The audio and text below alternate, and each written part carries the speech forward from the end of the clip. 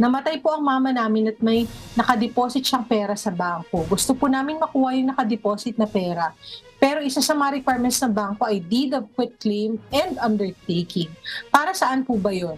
No, I think yung deed of quitclaim and undertaking is hindi quitclaim as against the bank. Meaning, hindi na kayo maghahabol ng maghahabol kasi naibigay na sa inyo kung magkano yung amount na nilalaman nung bank account ng inyong father kay John Paul. Parang quit claim noon, hindi ka na maghahabol. 'Di ba? Parang quit, yun na nga, quit claim. Hindi ka na magkukwit ka na sa pagkiklaim or sa paghihingi ng pera. Simple ba yung pagkasabi ko? But you understand the principle po, no, kay Texter John Paul. Sana nakukuha niya at ng ating mga kasambahay.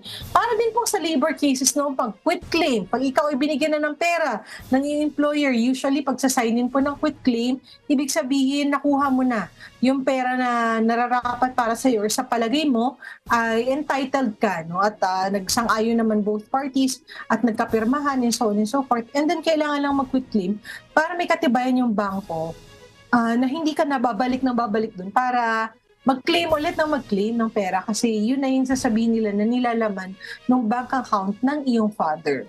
So, ganun po yung nature ng quit claim and undertaking. So, yung undertaking, nag-undertake ka na hindi ka nababalik ng babalik sa bangko para humingi pa ulit ng amount kasi nakuha nyo na po yung pera ng bank account ng inyong father kung saan mang bangko yan.